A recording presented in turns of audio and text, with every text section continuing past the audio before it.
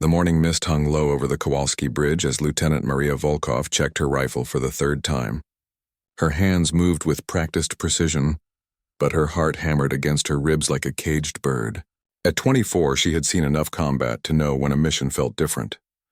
Today felt different. The bridge stretched across the Drava River like a steel spine, connecting the war-torn city of Slavonia to the mountains beyond. For 3 weeks, enemy forces had been pushing toward this strategic crossing point.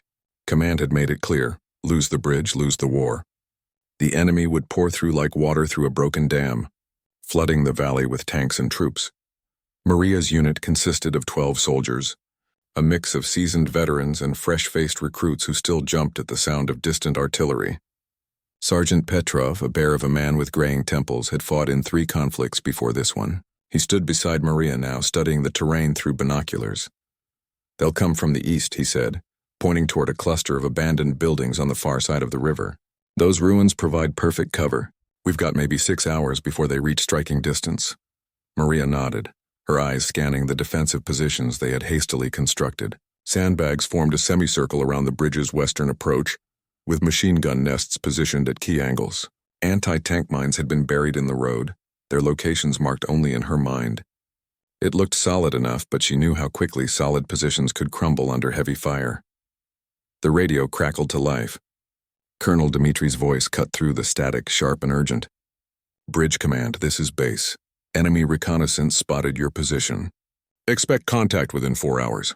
Hold that bridge at all cost. Reinforcements are tied up at the northern front. You're on your own until further notice." The words hung in the air like smoke. On your own. Maria had heard those words before, but they never got easier to swallow. She looked at her soldiers, some barely old enough to shave, others with families waiting at home. Each face told a different story, but they all shared the same expression now: grim determination mixed with barely concealed fear. Private Kozlov, 19 and eager to prove himself, was checking ammunition counts. His movements were too quick, too nervous. Maria had seen soldiers like him before. They either became heroes or casualties, often both. Beside him, Corporal Yankovich cleaned his sniper rifle with the calm efficiency of a man who had made peace with his mortality long ago. "Listen up," Maria called out, her voice carrying across the position. The soldiers gathered around her, leaving their weapons within arm's reach. "We all know why we're here. This bridge is the key to everything. Behind us are thousands of civilians, families, children. The enemy wants to use this crossing to bring in heavy armor and artillery. We can't let that happen." She paused, meeting each soldier's eyes. "I won't lie to you. This is going to be hell. We're outnumbered, outgunned, and isolated. But we have advantages, too. We know this ground. We've prepared these positions, and we have something they don't understand. We're fighting for our home." The soldiers nodded, some murmuring agreement. Maria could see the fear in their eyes, but she could also see something else: resolve. These weren't professional soldiers who had chosen war as a career. They were ordinary people thrust into extraordinary circumstances, fighting for something bigger than themselves. Sergeant Petrov distributed the remaining ammunition, ensuring each position had enough to hold out for several hours of sustained combat. The heavy machine gun crew tested their weapon, the sharp chatter echoing across the water. Everything was ready, or as ready as it could be given their limited resources. As the sun climbed higher, the mist began to lift from the river. Maria could see more clearly now, and what she saw made her stomach tighten. Smoke trails rose from the eastern horizon, evidence of the approaching enemy column. They were coming faster than expected. The waiting was always the worst part. Maria had learned that in her first battle 2 years ago, when a simple patrol had turned into a 3-day siege.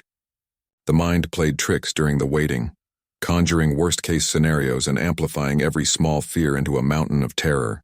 She forced herself to focus on practical matters: ammunition placement, escape routes, casualty collection points. Private Kozlov approached her, his young face pale but determined. "Lieutenant, my mother lives in the village down there," he said, pointing toward the valley. "She's probably baking bread right now, same as every morning. She doesn't know what's coming." Maria placed a hand on his shoulder. "Then we make sure she can keep baking bread tomorrow and the day after that." The radio crackled again. This time it was a forward observer, positioned in a church tower 5 kilometers east. "Bridge Command, I have eyes on enemy column." Estimate 40 vehicles, including tanks. They're moving fast. ETA 90 minutes, 90 minutes. Maria felt time compress around her like a closing fist. 90 minutes to prepare for a battle that would determine the fate of thousands. She walked the line one more time, checking positions, offering encouragement, making sure everyone understood their role in the desperate defense to come. The bridge beneath her feet was solid, built to last generations. Soon it would be tested by more than the weight of traffic. It would bear the weight of history, of hope, of the desperate last stand of 12 soldiers who refused to step aside. Maria looked back at her troops one more time, memorizing their faces. In 90 minutes, everything would change. Some of them might not see another sunrise, but right now, in this moment, they were ready. They were united. They were the thin line between chaos and order, between occupation and freedom. The enemy was coming with overwhelming force, confident in their numerical superiority. They had no idea what they were about to face. 12 ordinary people who had found extraordinary courage when it mattered most. The bridge waited, silent and strong, spanning the dark water below. Soon it would echo with the sounds of battle. But for now it stood peaceful in the morning light, a symbol of connection about to become a symbol of defiance. Maria checked her watch. 87 minutes and counting. The first shell screamed overhead like a banshee, exploding in the river 50 meters short of the bridge. Water erupted in a massive geyser, raining down on Maria's position. The enemy had arrived ahead of schedule, their artillery ranging shots searching for the perfect distance to tear apart the defensive line. "Contact east," Corporal Yankovic's voice cut through the explosion's echo. His sniper scope had picked up movement in the ruins across the river. Multiple infantry advancing under cover. Range 800 meters. Maria pressed herself against the sandbags, feeling the rough fabric against her cheek. Her radio handset crackled with reports from the other positions. Enemy forces were spreading out, trying to flank the bridge approach from multiple angles. This wasn't a frontal assault. It was a coordinated attack by experienced soldiers who understood urban warfare. The second artillery shell landed closer, shaking the ground beneath their feet. Chunks of concrete rained down from the bridge structure above.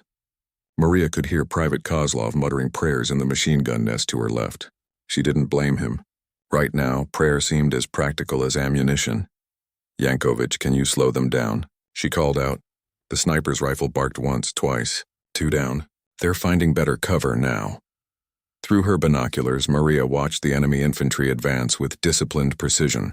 They moved in short rushes, using rubble and destroyed vehicles for protection. These weren't inexperienced troops. They knew exactly what they were doing. Behind them, she could see the dark shapes of armored vehicles taking position, their guns rotating toward the bridge. Sergeant Petrov crawled over from the right flank, keeping low as another shell whistled overhead. This one exploded behind their position, showering them with dirt and debris. "They're trying to bracket us," he said, wiping dust from his eyes. "Once they find the range, they'll pound us into paste." Maria knew he was right. Artillery was the great equalizer in warfare. No amount of courage or determination could withstand a sustained bombardment. They had to force the enemy into close combat, where their superior numbers would matter less and their willingness to die would matter more. "All positions.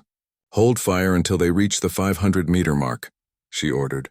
"Let them think we're fewer than we are." The waiting was agony. Every instinct screamed at her to return fire, to do something other than lie there absorbing punishment. But Maria had learned patience in her previous battles. Ammunition was precious and every shot had to count. The enemy was probing, testing their strength. Once they believed the position was lightly defended, they would commit to a full assault. Private Kozlov's machine gun was perfectly positioned to sweep the bridge approach. The boy was scared. She could see it in his trembling hands, but his weapon was clean and ready. Beside him, Private Chen fed ammunition belts into position, her movements quick and efficient despite the shells falling around them. The enemy artillery shifted targets, walking their shots along the bridge itself. Each explosion sent shock waves through the steel and concrete structure. Maria felt each impact in her bones, a reminder of how fragile their position really was. If the enemy destroyed the bridge, they wouldn't need to capture it. But something told her they wanted it intact, usable for their own advance. "Movement 2 o'clock, called out Private Davies from the southern position. Infantry squad using the drainage canal for cover. Maria swung her binoculars around. A team of enemy soldiers was belly crawling through a concrete ditch that ran parallel to the river. They were trying to get close enough to throw grenades or plant charges. She grabbed her rifle and took careful aim. The range was long for an accurate shot, but she had to try. Her bullet sparked off concrete inches from the lead soldier's head. He rolled sideways, seeking deeper cover. But now the entire squad was pinned in the open ditch. "Davies, Chen, concentrate fire on that drainage canal. Don't let them advance." The sharp crack of rifles echoed across the water as her soldiers engaged the flanking team. Maria could see muzzle flashes from the enemy positions now, scattered points of light in the growing dusk. The battle was fully joined, no longer a matter of ranging shots and probing attacks. A new sound cut through the gunfire, the deep rumble of tank engines. Maria's blood ran cold as the first armored vehicle nosed around a destroyed building. Its main gun was massive, easily capable of punching through their sandbag fortifications with a single shot. Behind it, she could see more tanks taking position. "Anti-tank mines armed?" she called out. "Ready on your command," replied Sergeant Petrov. The mines were positioned in a careful pattern across the bridge approach, but they would only work if the tanks advanced far enough. Too early, and the enemy would see the explosions and find another route. Too late, and the tanks would overrun their positions. The lead tank's gun rotated toward their position with mechanical precision. Maria pressed herself deeper into the sandbags, knowing they would provide little protection against a direct hit. The gun fired with a thunderous boom that seemed to shake the entire world. The shell screamed past overhead and exploded in the river behind them, sending up another massive fountain of water. "They're still ranging," Petrov observed. "Next shot will be closer." The infantry assault began in earnest now, with dozens of enemy soldiers advancing across a broad front. Their fire was concentrated and accurate, forcing Maria's defenders to keep their heads down. Bullets whined off the bridge structure and chipped concrete from their protective barriers. Private Kozlov's machine gun opened up with a devastating chatter, sweeping the approach road with deadly accuracy. Enemy soldiers dropped and scrambled for cover, their advance temporarily stalled. But Maria could see more troops massing in the ruins, preparing for the next wave. The radio crackled with an urgent transmission. "Bridge Command, this is Forward Observer. Enemy armor moving into final assault positions. Count 6 tanks, multiple personnel carriers. They're preparing for a major push, 6 tanks." Maria felt her heart sink. Even if all their anti-tank mines worked perfectly, they couldn't stop that many armored vehicles. She looked around at her soldiers, still fighting with determined fury despite the overwhelming odds. They deserved to know the truth, but before she could speak, the enemy made their intentions clear. All 6 tanks fired simultaneously, their shells screaming toward the bridge position in a coordinated barrage. The explosions came so close together they seemed like one massive detonation, shaking the entire structure and filling the air with smoke and debris. When the smoke cleared, Maria checked her positions.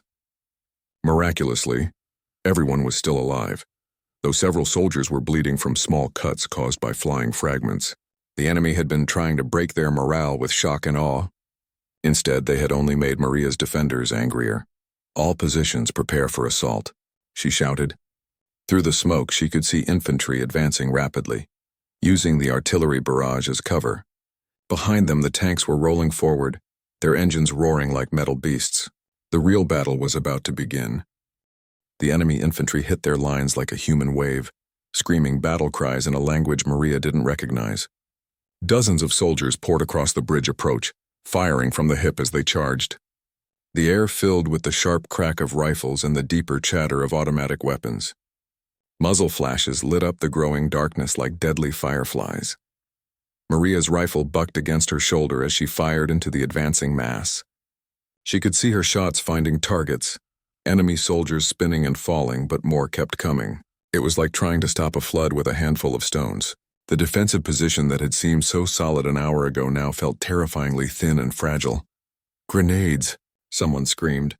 Dark objects arced through the air, landing among the sandbag positions. Maria pressed herself flat as explosions erupted around her, showering everyone with dirt and fragments. The blast wave squeezed her lungs and left her ears ringing. When she raised her head, she saw that one of the machine gun nests had taken a direct hit. Private Chen was slumped over her weapon, blood streaming from a head wound. But she was still alive, still trying to feed ammunition to Kozlov's machine gun.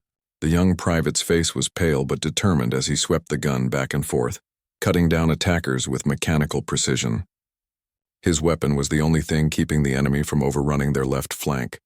Sergeant Petrov appeared beside Maria, his uniform torn and bloody, but his eyes still sharp with combat awareness. "They're trying to flank us through the drainage canal," he shouted over the gunfire. "Davies is down. We need to shift fire to cover that approach." Maria looked toward the southern position where Private Davies had been fighting. The young soldier was motionless behind his rifle, his body twisted at an unnatural angle. Another good soldier gone, another family that would never see their son come home. The war consumed everything it touched, leaving only grief and empty spaces. The first tank reached the edge of the minefield. Maria held her breath, waiting for the explosion that would cripple the massive vehicle. The tank rolled forward another meter, then another. Had the mines failed? Had the enemy somehow detected and disabled them? Then the world erupted in fire and thunder. The anti-tank mine detonated directly beneath the tank's tracks, lifting the 30-ton vehicle into the air like a child's toy.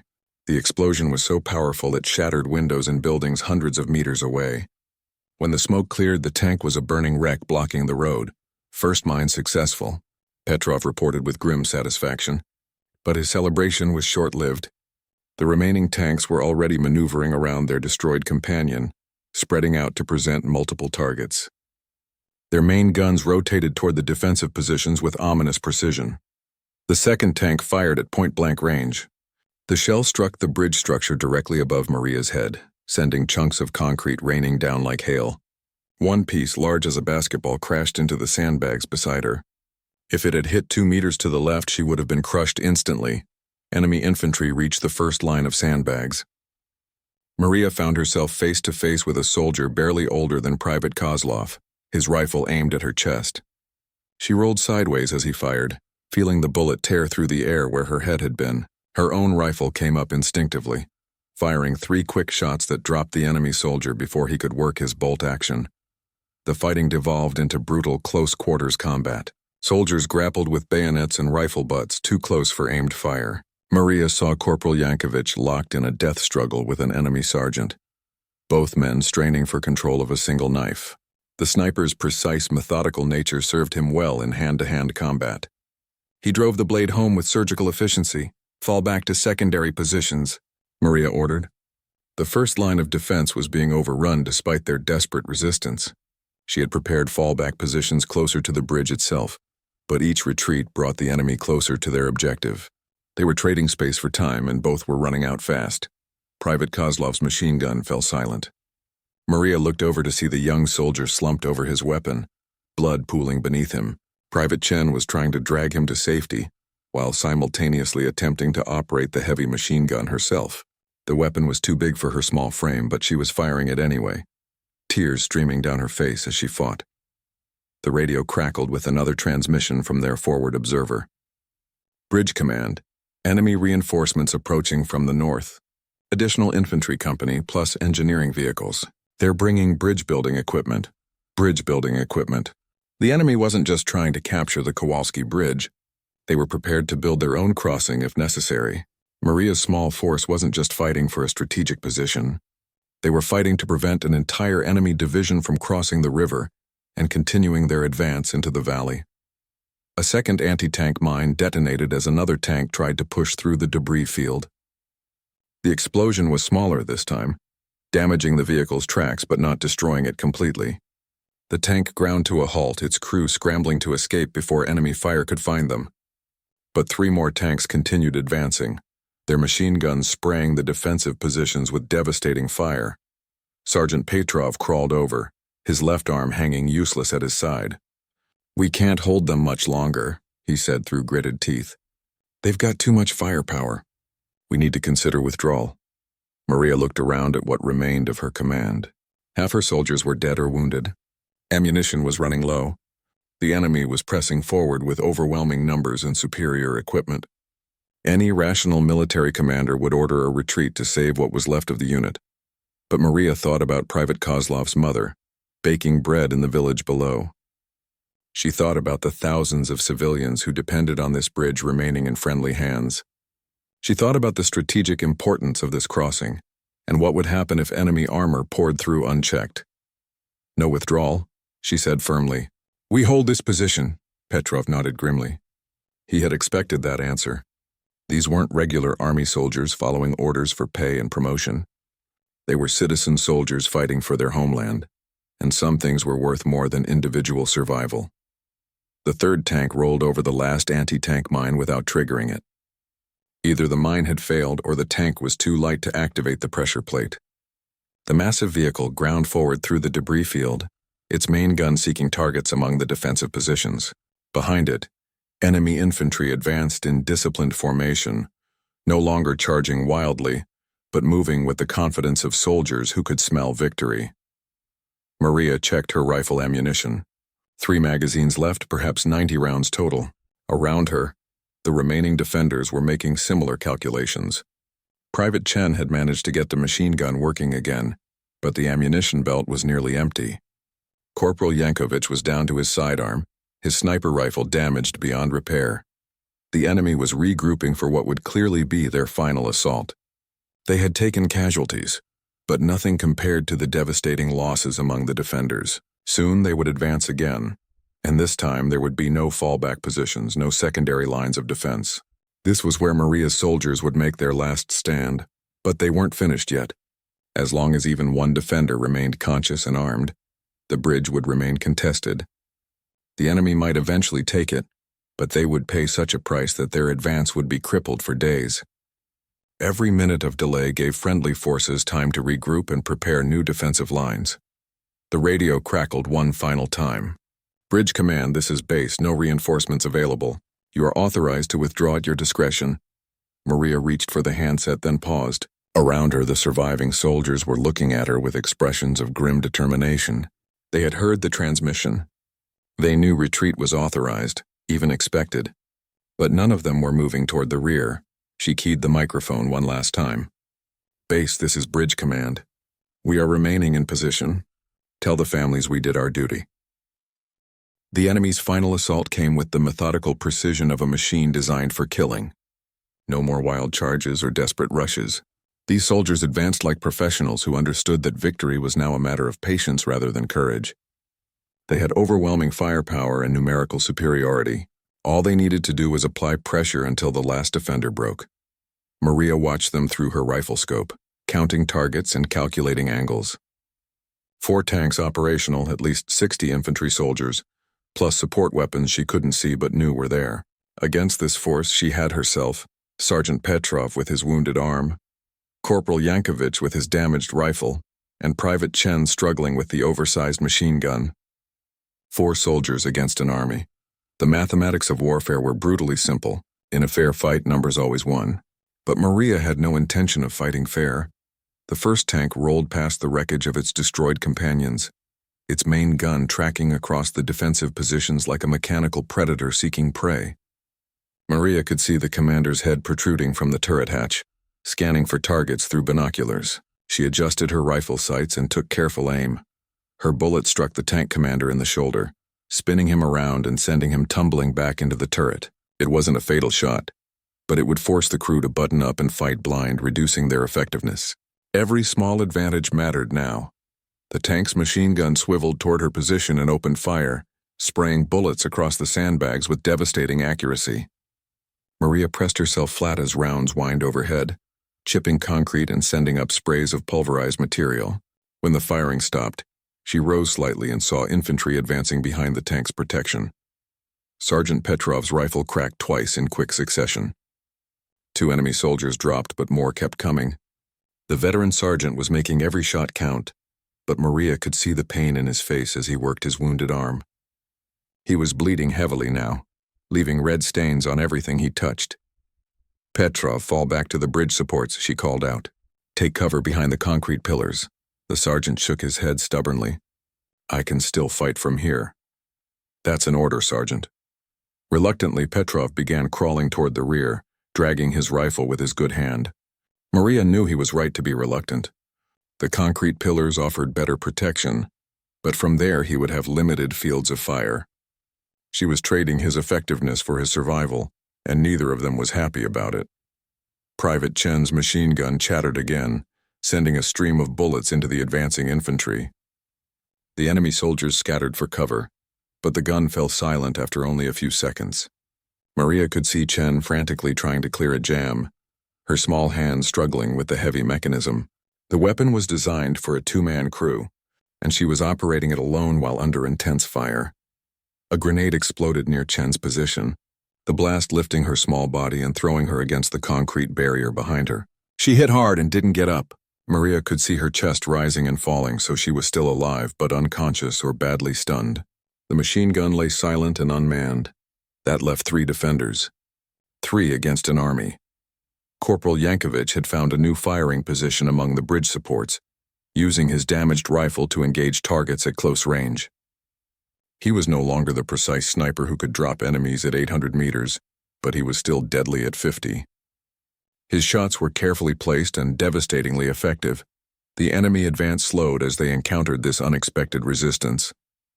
They had expected the position to collapse quickly once they achieved their breakthrough. Instead, they found themselves still taking casualties, still having to fight for every meter of ground. The psychological effect was as important as the tactical one. Maria moved constantly now, never staying in one position for more than a few shots.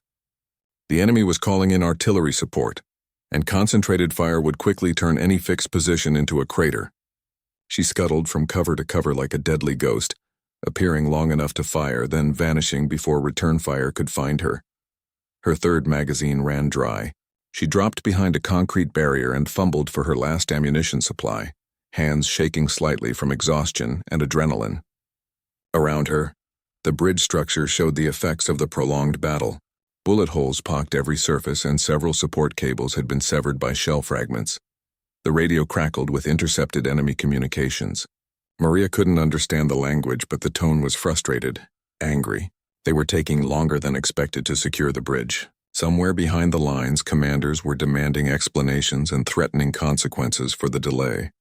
A tank rounded the corner of the defensive position, its tracks grinding over the scattered remains of sandbags and equipment. The main gun rotated toward Maria's hiding spot with mechanical inevitability. She had perhaps 5 seconds before the massive weapon fired, turning her cover into rubble and her body into scattered fragments. Time seemed to slow, as it often did in moments of extreme danger. Maria could see every detail with crystalline clarity. The scratches on the tank's armor, the commander's helmet visible through the periscope, the frost of her own breath in the cold evening air. Her rifle was still loaded with 1 round, not enough to penetrate tank armor, but perhaps enough for something else. She aimed carefully at the tank's main gun barrel, where it connected to the turret mechanism. It was a desperate shot, almost impossible to make under these conditions, but she had nothing to lose. Her bullet struck the gun mount with a bright spark, doing no visible damage but perhaps jarring something critical inside the mechanism. The tank fired, but the shell went wide, exploding harmlessly in the river beyond the bridge. The crew would need several seconds to reload and re-aim. Maria used those seconds to sprint to a new position, leaving her old hiding place just as machine gun fire raked the area where she had been. Sergeant Petrov was still fighting from the bridge supports. Though his rate of fire had slowed considerably, Maria could see him slumped against a concrete pillar, his face pale with blood loss. He was dying by degrees but still fighting with stubborn determination. His shots were becoming less accurate as weakness took hold, but they were still keeping enemy infantry pinned down.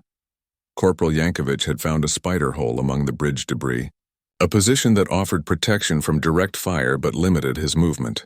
He was conserving ammunition now, taking only the most certain shots. Each bullet had to count because there would be no resupply, no reinforcement, no relief. The enemy was bringing up more heavy weapons now. Maria could see soldiers positioning a mortar in the ruins across the river. Once that weapon was operational, they could drop shells directly onto the bridge with pinpoint accuracy. No amount of cover would protect against that kind of concentrated firepower, but they hadn't won yet. As long as even one defender remained conscious and fighting, the bridge was contested territory. The enemy might control most of it, but they couldn't use it safely for their own advance. Every minute of continued resistance degraded their schedule and gave friendly forces time to prepare defensive positions further back. Maria's last magazine was half empty when she heard a sound that made her blood run cold. The distinctive whine of incoming artillery, Not the random harassment fire they had been enduring, but a concentrated barrage designed to obliterate everything in the target area. The enemy had finally decided to end this battle with overwhelming firepower. She had perhaps 30 seconds before the shells arrived. 30 seconds to find adequate cover or prepare to die. Around her, the bridge that had stood for generations was about to become ground zero for a demonstration of modern warfare's destructive power. But Maria Volkov was not ready to surrender, not ready to let her soldiers' sacrifice be meaningless. She checked her rifle one more time and prepared for whatever came next. The artillery barrage arrived like the end of the world, shells screaming down from the darkening sky in a steel rain of destruction. Maria pressed herself into the smallest possible space behind a concrete support beam, as explosions erupted around her with deafening violence. Each blast wave hammered her body, squeezing the air from her lungs and threatening to shatter her bones with pure concussive force. The bridge structure groaned and twisted under the bombardment, steel cables snapping with sounds like giant guitar strings breaking. Chunks of concrete the size of automobiles crashed down around her, smashing into fragments that filled the air with deadly projectiles. The enemy was no longer trying to capture the bridge intact. They were simply trying to eliminate the last pockets of resistance by turning the entire area into a crater. When the barrage finally ended, the silence was almost as shocking as the noise had been. Maria's ears rang with a high-pitched whine that seemed to come from inside her skull. She could taste blood and concrete dust, feel cuts on her face from flying debris. But she was alive, somehow still breathing in a world that looked like the surface of an alien planet. She raised her head cautiously and surveyed the devastation. The defensive positions were gone, obliterated by the concentrated firepower. Bodies lay scattered among the wreckage, some recognizable, others not. The machine gun that Private Chen had operated so bravely was twisted scrap metal. The sandbags that had provided cover were scattered like children's toys. Sergeant Petrov was motionless behind his concrete pillar, his rifle fallen from nerveless fingers. Maria could see no movement, no sign of life. The veteran soldier who had survived 3 wars had finally found one too many. His sacrifice had bought precious time, but now she was truly alone on the shattered bridge. A groan from somewhere in the debris caught her attention. Corporal Yankovich was trapped under a fallen beam, his legs pinned but his upper body free. Blood trickled from his mouth, but his eyes were alert and angry. He still clutched his sidearm, though his rifle had been smashed beyond repair. "Can you move?" Maria called out, keeping her voice low to avoid attracting enemy attention. "Legs are crushed," Yankovich replied through gritted teeth. "But I can still shoot. Give me a target and I'll make it count."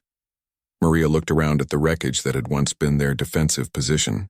The enemy would be advancing soon, confident that nothing could have survived the bombardment. They would be cautious but not overly concerned, expecting to find only bodies and destroyed equipment. That overconfidence might give her a small advantage. Her rifle had survived the barrage, though the scope was cracked and useless. She checked the action and found it still functional, though gritty with dust and debris. Her last magazine contained perhaps 15 rounds, maybe 20 if she was lucky. Against an entire enemy company, it wasn't much, but it was all she had. The sound of boots on concrete announced the arrival of the enemy advance team. They moved carefully through the rubble, weapons ready but relaxed. Maria could hear them talking in low voices, commenting on the effectiveness of their artillery. They sounded almost casual, like workers inspecting a construction site rather than soldiers entering hostile territory. She let the first 3 soldiers pass her hiding spot, waiting for a larger group. Patience was crucial now. Every shot had to achieve maximum effect, because there would be no second chances. The enemy had overwhelming numbers. Her only advantage was their assumption that resistance was finished. A squad of 8 soldiers appeared, moving in tactical formation but clearly not expecting contact. Their squad leader was pointing toward the far end of the bridge, probably assigning sectors for the final sweep. Maria took careful aim at the leader and held her breath. Her shot took the squad leader in the chest, dropping him instantly. The other soldiers scattered for cover, but there was precious little protection in the devastated landscape. Maria's second shot caught another soldier as he dove behind a chunk of concrete. Her third missed but sent the survivors scrambling for better positions. Corporal Yankovich's pistol barked twice from his position in the debris. Maria saw one enemy soldier spin and fall, clutching his shoulder. The wounded sniper might be trapped, but his shooting was still deadly accurate. The enemy squad was now reduced to 5 effectives, all of them pinned down and confused about the source of the resistance. Radio chatter erupted from the enemy positions as the survivors called for support. Maria couldn't understand the words, but the tone was urgent, frustrated. They had been expecting a simple mop-up operation, and instead found themselves under accurate fire from concealed positions. More soldiers were advancing now, moving with greater caution and overwhelming numbers.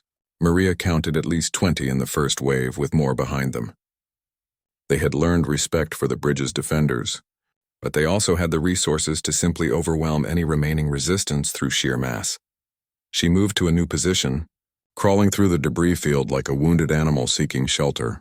Every movement sent sharp pains through her battered body, but staying still meant certain death.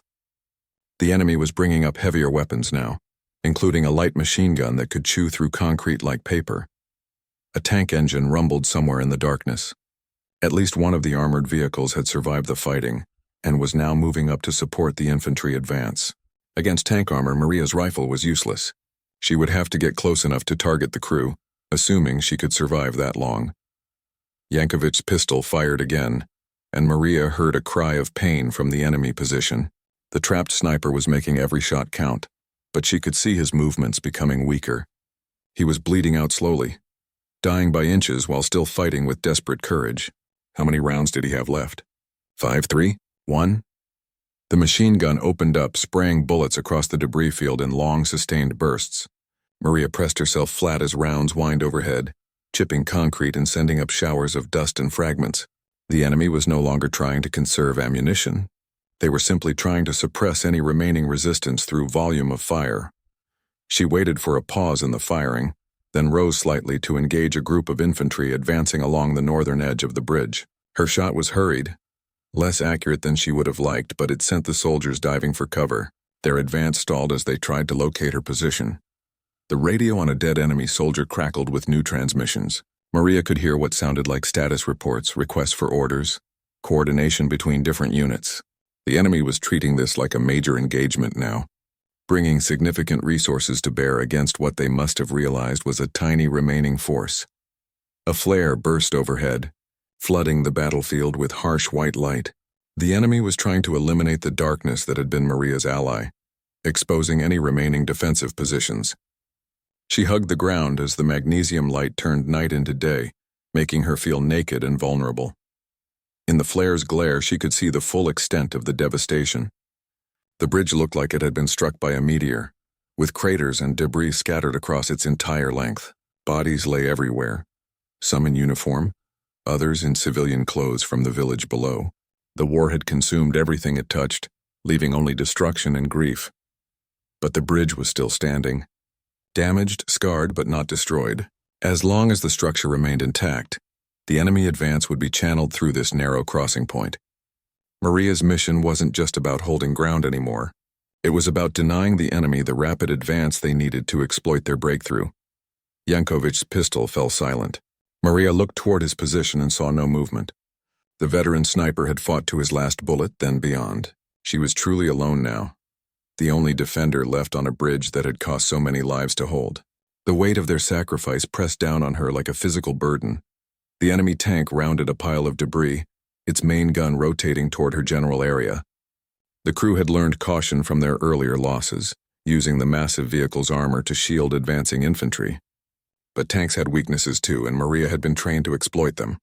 She checked her ammunition one final time. 8 rounds left, maybe 9.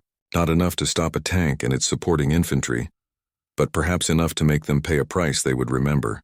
The mathematics of warfare said she should be dead already, but mathematics didn't account for human stubbornness, for the refusal to surrender even when defeat was certain. The tank's searchlight snapped on, a brilliant beam that swept across the battlefield like a giant eye. Maria closed her eyes to preserve her night vision, then opened them as the light passed by.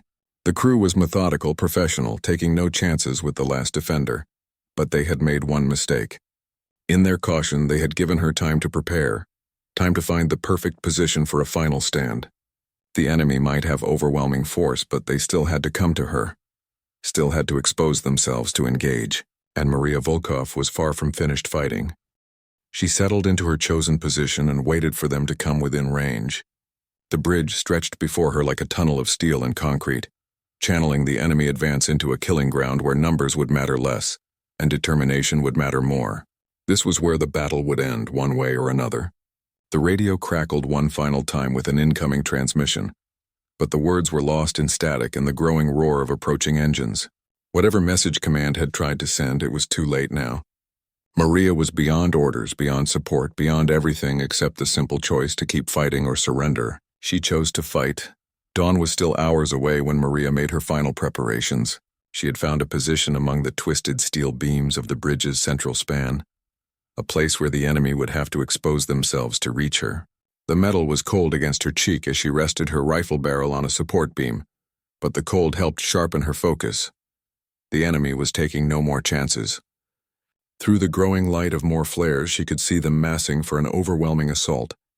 2 tanks, at least 40 infantry soldiers, heavy weapons teams, even combat engineers with demolition charges. They were bringing enough firepower to level a city block, all focused on eliminating one stubborn defender. But Maria had chosen her ground well. The bridge's narrow span meant they couldn't bring all their numbers to bear simultaneously. They would have to advance in waves, and each wave would be exposed to her fire during the approach. It wouldn't be enough to stop them, but it would cost them dearly. Her rifle held 7 rounds, 7 chances to make them remember this bridge, this battle, this moment when a single soldier refused to yield. She had positioned the bodies of fallen enemies to create additional cover, a grim fortress built from the consequences of war. Each corpse represented someone's son, brother, father, but war stripped away such considerations. The first tank crept forward, its commander cautious after seeing what had happened to the previous armored vehicles. The massive gun tracked back and forth, searching for targets. Behind it, infantry advanced in short rushes, using every piece of cover available. They had learned to respect this position. Maria let them come closer, waiting for the perfect moment. The tank was perhaps 50 meters away when she fired her first shot, not at the armored hull but at the commander's vision ports. The bullet sparked off steel, doing no real damage but forcing the crew to button up completely. Blind tanks were much easier to avoid. Her second shot dropped an infantry squad leader who had exposed himself to direct his men. The soldiers scattered like startled birds, seeking cover behind debris and bodies.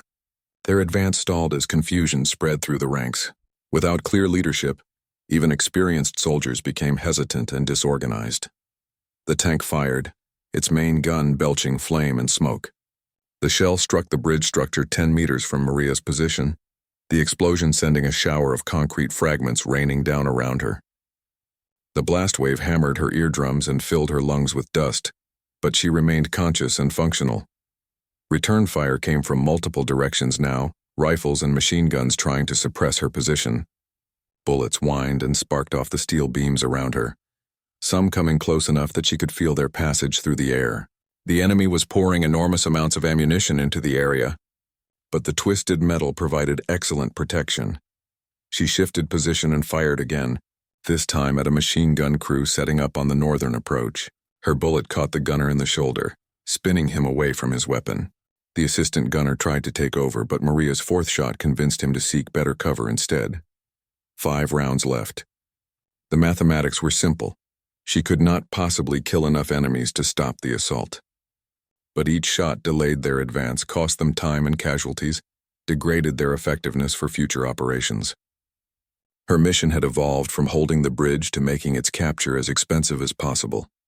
A new sound cut through the gunfire, the distinctive whine of incoming mortar rounds. The enemy had finally brought up indirect fire support, and mortar shells could reach her position regardless of cover. She had perhaps 10 seconds before the rounds impacted. 10 seconds to find better protection or accept her fate. Maria rolled sideways into a crater created by the earlier artillery barrage, pulling her rifle with her. The mortar rounds exploded where she had been lying, filling the air with deadly fragments. One piece of shrapnel tore through her jacket sleeve, leaving a bloody line across her arm.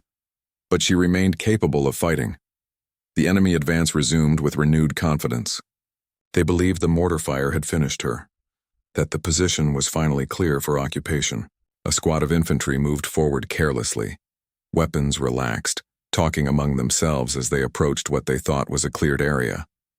Maria rose from her crater like a ghost returning from the dead. Her fifth shot took the point man in the chest, dropping him instantly. Her sixth caught another soldier as he tried to dive for cover. The squad scattered in panic, their casual confidence shattered by the realization that their nightmare was far from over. 1 round left. Maria ejected the empty magazine and fumbled for her last ammunition. Her hands were shaking now, whether from exhaustion, blood loss, or simple human fear. The magazine slipped from her fingers and clattered against the steel beams before she managed to grab it and slam it home. The tank was advancing again, using its bulk to shield more infantry. This time they weren't taking chances, firing constantly as they moved, trying to keep her pinned down with overwhelming volume of fire. Bullets struck all around her position in a deadly hail that made movement impossible. But they had made one crucial error. In their eagerness to suppress her position, they had concentrated their fire on the wrong area. Maria had moved during the mortar attack, and they were shooting at shadows while the real threat remained hidden among the bridge supports. She took careful aim at the tank commander's hatch. It was a difficult shot through the steel framework, but she had time for only one more bullet. Her rifle cracked for the 7th and final time, the bullet striking the hatch mechanism and jamming it shut. The tank crew was now trapped inside their own armor, unable to observe or escape. Her rifle was empty, her ammunition exhausted. Maria set the weapon aside and drew her sidearm, a simple pistol with 2 magazines, 40 rounds at most, against an enemy force that still numbered in the dozens. The mathematics had become even more impossible, but mathematics had never been her primary concern. The enemy infantry reached her position in a final rush, screaming battle cries as they closed the distance. Maria met them with controlled pistol fire, each shot carefully aimed despite the chaos around her. She dropped 3 soldiers before they reached close combat range, then found herself fighting with fists and feet as desperate men struggled for survival. A rifle butt caught her in the ribs, driving the air from her lungs. She rolled away and put 2 bullets into her attacker's chest. Another soldier lunged at her with a bayonet, the blade scraping sparks off the steel beam beside her head. Her return shot took him in the stomach, doubling him over in agony. But there were too many of them, and she was only one person.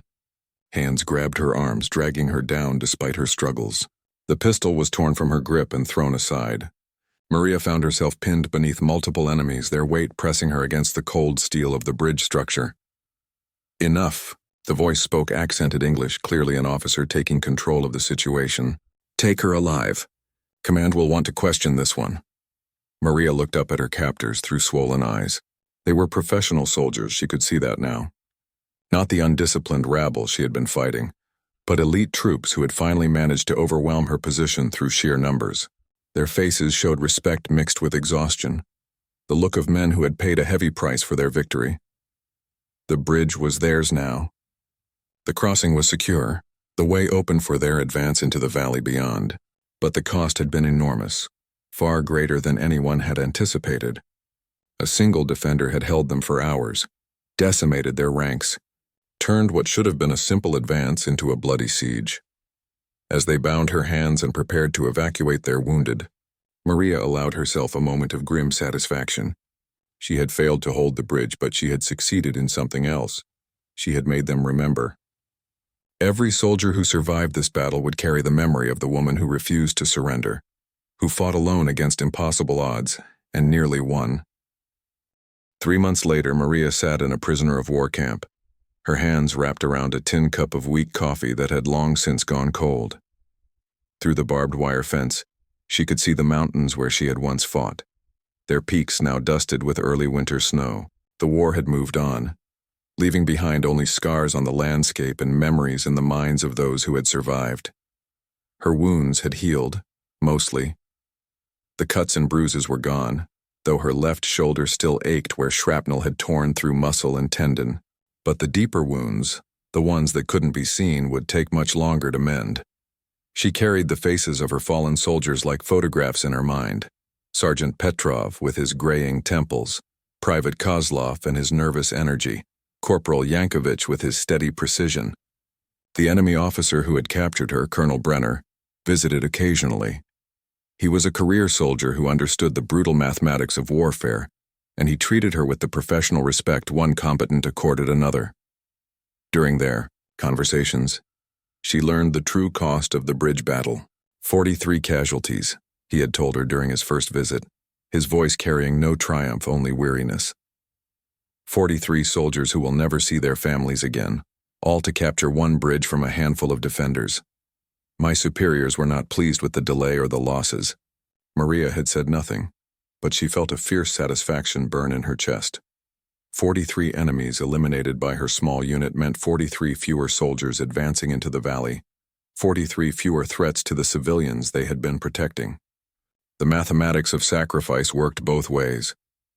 News filtered into the camp through various channels: guard conversations, new prisoners, smuggled letters. The enemy advance had indeed been slowed by the fierce resistance at the bridge. The delay had given friendly forces time to establish new defensive lines, to evacuate civilians, to prepare countermeasures. The war was far from over, but the tide was beginning to turn. Other prisoners in the camp had heard stories about the bridge battle. The tale had grown in the telling, as war stories always did, but the core remained true.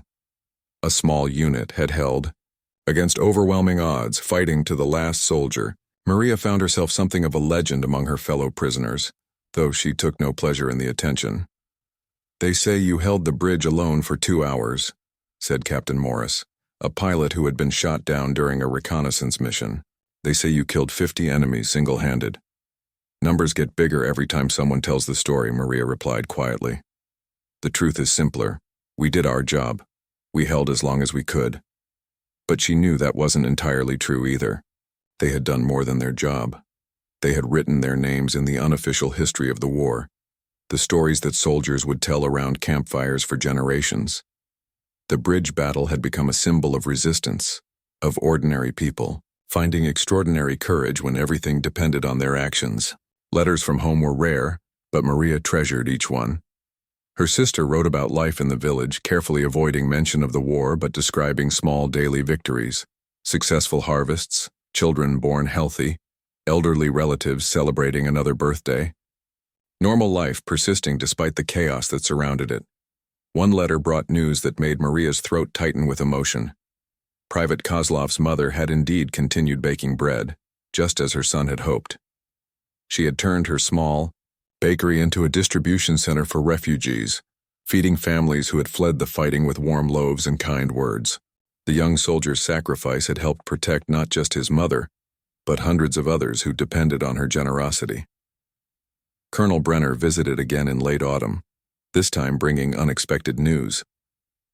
"There's going to be a prisoner exchange," he said, settling into the chair across from Maria's cot.